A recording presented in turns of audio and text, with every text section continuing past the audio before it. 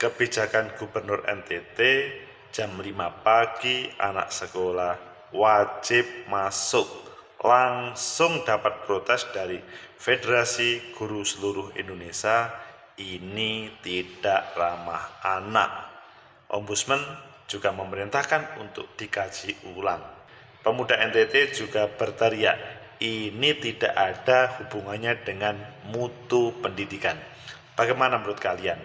Apakah kebijakan jam 5 pagi itu membuat dunia pendidikan di NTT lebih baik atau malah tidak baik terhadap anak-anak kita? Menurut analisis saya,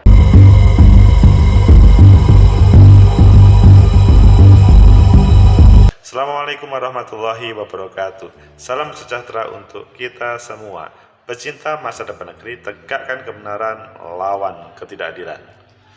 Viral kebijakan dari Gubernur NTT, jam 5 pagi anak-anak sudah ada di sekolah. Bahkan sudah proses belajar mengajar sudah terjadi. Protes di sana sini, ayo kita baca sebetulnya apa sih yang menjadi harapan impian Gubernur NTT untuk mempunyai kebijakan yang ekstrim tersebut, dan apakah akan ada membuat kebaikan. Pertama kita baca di Detik, Gubernur NTT akan terapkan sekolah masuk jam 5 pagi. Ombudsman heran. Ini hubungannya atau Gubernur NTT Victor Bungtilu Laiskodat meminta agar aktivitas sekolah khusus bagi SMA, SMK dimulai sejak pukul 5 pagi waktu Indonesia Tengah, ya jam 5 pagi, yang pasti masih pagi lah. Kepala Ombudsman Nusa Tenggara Timur Darius Beda Daton meminta agar kebijakan ini dikaji ulang. Gubernur NTT Victor Bungtilu Laiskodat langsung mendapat respon. Selanjutnya kita lihat di CNN Indonesia. Federasi Seluruh Guru Indonesia kritik usulan jam sekolah jam 5 pagi di NTT tak ramah anak. Ini dihubungkan dengan seluruh Federasi Serikat Guru Indonesia mengkritik usulan Gubernur NTT tersebut, meminta jam 5 pagi dan langsung dikritik.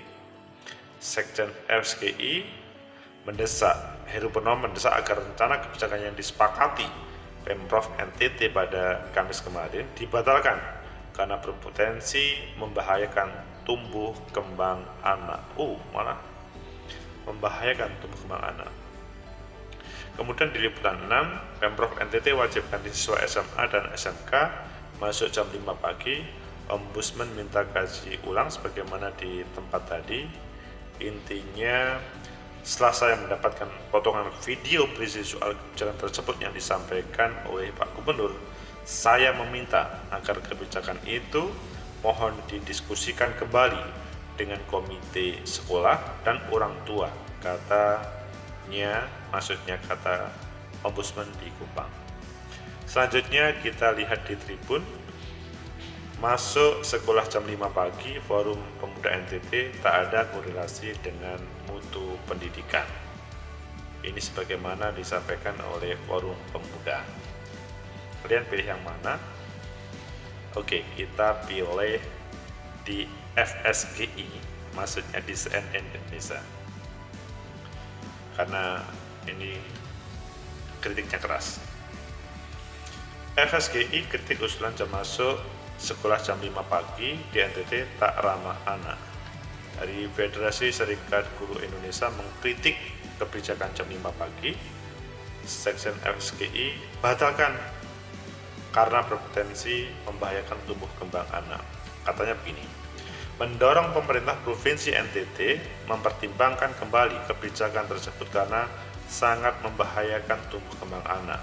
Sebaiknya dibatalkan karena tidak berpihak pada kepentingan terbaik bagi anak, kata Heru dalam keterangan tertulis yang diterima CNN Indonesia.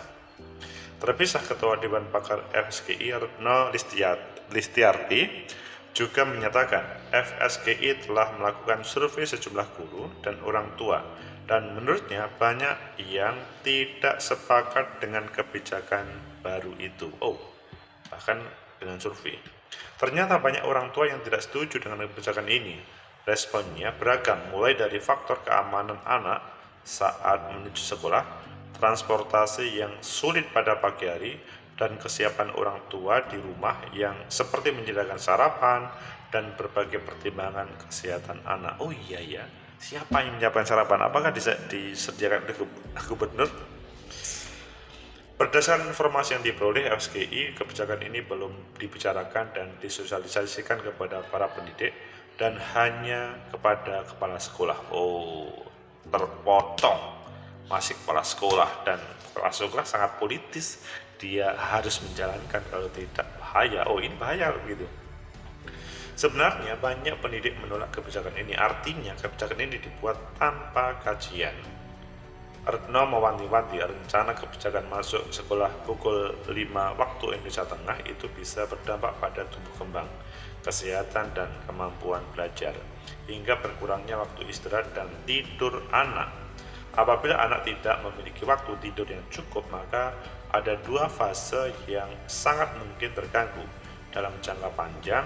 Lanjut Retno, kesehatan tubuh dan juga pertumbuhan otaknya dapat berpengaruh.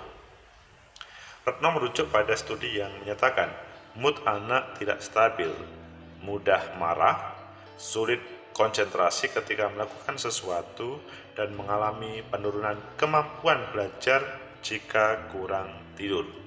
Studi yang dimaksud dipublikasikan jurnal Academic Pediatric. Tidak hanya untuk saat ini, kemampuan belajarnya bertahun-tahun ke depan juga bisa ikut berpengaruh. FSGI menganggap jika pertimbangan Pemprov NTT mengubah jam sekolah menjadi lebih pagi tidak ramah bagi anak.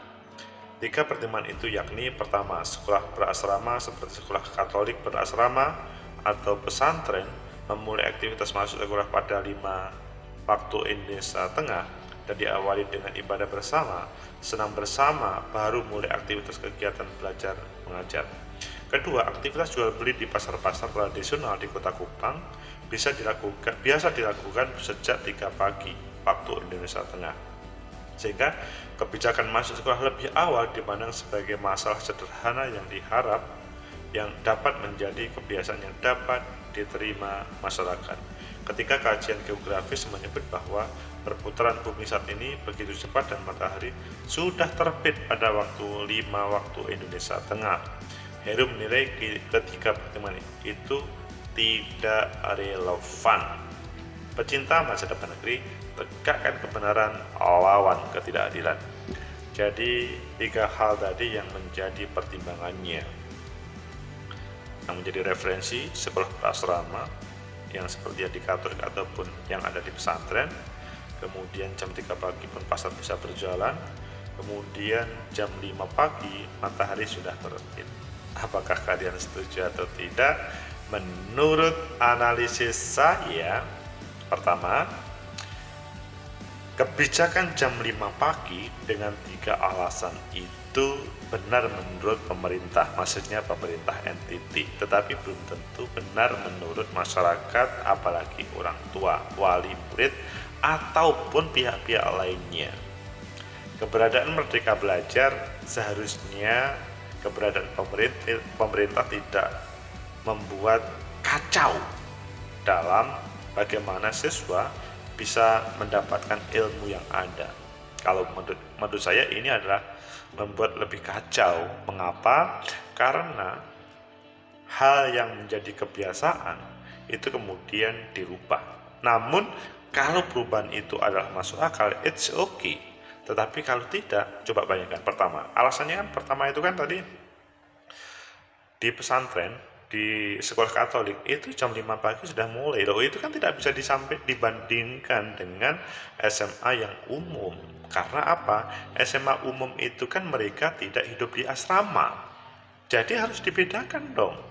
Kalau memang mau disamakan, ya mereka yang di SMA umum, di SMK ya hidup di asrama, di pondok pesantren. Jadi mereka mulai jam 5 pagi oke. Kemudian alasan yang kedua, bahwa jam 3 pagi aja pastor tradisional bisa berjalan. Emangnya ini pendidikan tradisional? Ini pendidikan yang standar. Sifatnya adalah berdasarkan dari bagaimana kebutuhan siswa. Jadi kalau kita ngomong Merdeka Belajar, apa yang jadi siswa itu adalah raja. Apa yang mereka menjadi kebutuhan itu yang dikehendaki. Dan kemudian yang ketiga adalah geografis. Jam 5 pagi Indonesia Timur, maksudnya di Kupang, itu sudah terbit. Iya, sudah terbit. Tetapi kan tidak harus terbit kemudian langsung melaksanakan proses belajar mengajar. Menurut saya, tiga hal itu menurut analisa pertama yang nggak masuk akal. Hal ini benar menurut Pemprov NTT, menurut gubernur, menurut kepala sekolah, tetapi belum tentu benar menurut penerima. Kedua, terkait dengan siswa ya. Jadi saya ulangi lagi. Merdeka Belajar, kurikulum merdeka, bahwa yang menjadi subjek di sini adalah murid. Pembelajaran mendasarkan pada kebutuhan murid, bukan kebutuhan guru. Jadi standarnya itu adalah murid, bukan guru, bukan kepala sekolah, apalagi gubernur. Jadi kalau misalkan pengen jam 5 pagi, yang menjadi perhatian adalah ayo silahkan survei ke para semua siswa apakah setuju atau tidak. Kalau siswa itu setuju jam 5 pagi untuk proses pembelajaran, it's okay. Tetapi kalau yang menginginkan adalah kepala sekolah, apalagi gubernur yang jauh dari dunia pendidikan, ini bertentangan dengan Merdeka Belajar, kurikulum merdeka. Ayo, Mas Nadiem ini juga bisa bicara tentang hal ini. Kemudian yang ketiga, bahwa berbagai organisasi menentangnya, mulai dari forum Federasi Serikat Guru Indonesia, itu tidak main-main ya menentangnya. Ombudsman memerintahkan untuk mengkaji ulang. Pemuda NTT juga tidak ada hubungannya dengan dunia pendidikan atau karakter atau bahkan kualitas pendidikan. Jadi kalau menurut saya pertentangan-pertentangan ini menunjukkan bahwa belum terjadi dialog yang bisa menghasilkan sebuah kebijakan jam 5 pagi itu. Kalau memang ada sebuah kebijakan yang baik dan berbagai pihak yang merasa menjadi bagian dari dunia pendidikan itu kemudian setuju, it's okay. Tapi mereka itu menolaknya. Ini yang menjadi masalah. Sehingga menurut saya sih akan lebih baik Gubernur NTT itu mengkaji ulang. Bapak Laiskodat mengkaji ulang tentang kebijakan tersebut. Yang lebih penting siswa. Kalau siswa adalah setuju karena Merdeka Belajar tadi, kurikulum merdeka, semua berpatokan pada kebutuhan siswa. Kalau siswa atau pelajar itu oke, maka ya gak apa-apa.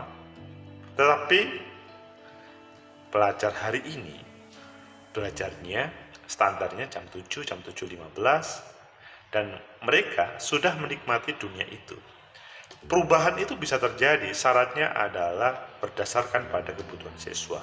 Dan saya yakin itu tidak bisa terjadi sebagaimana 7 kepada yang 5, kecuali semua berasrama. Jadi Pak Gubernur Laiskodat kalau membuat asrama untuk semuanya dan semuanya bersedia hidup di asrama, maka itu akan bisa terjadi. Tapi kalau tidak, menjadi problem besar. Mas Menteri Nadiem Makarim perlu mengajak supaya memberikan solusi hal ini. Merdeka Belajar yang Mas Nadiem tawarkan, kurikulum merdeka yang ditawarkan, supaya nyambung apa yang menjadi kebijakan Pemprov NTT ini. Kelihatannya kurang nyambung, sehingga nanti mungkin di akhir dari kementerian, maksudnya Mas Menteri memimpin, loh ini kok terjadi perbedaan yang terjadi di satu tempat dengan tempat lain, khususnya di NTT. niatnya baik. Bagaimana visinya Pak Gubernur, maksudnya membuat tradisi yang baru itu bagus, tetapi caranya yang kurang bagus karena tidak melibatkan siswa, apalagi orang tua, maksudnya wali murid ataupun pihak-pihak lain. Ini pendidikan, bukan politik. Tidak cukup hanya memerintahkan kepala dinas ataupun hanya kepala sekolah. Kepala sekolah hari ini semoga tidak diintervensi dengan kebijakan politik, tetapi kepala sekolah tetap harus berpihak pada kebutuhan siswa. Semoga bermanfaat. Like, subscribe, comment, and share. Sampai jumpa.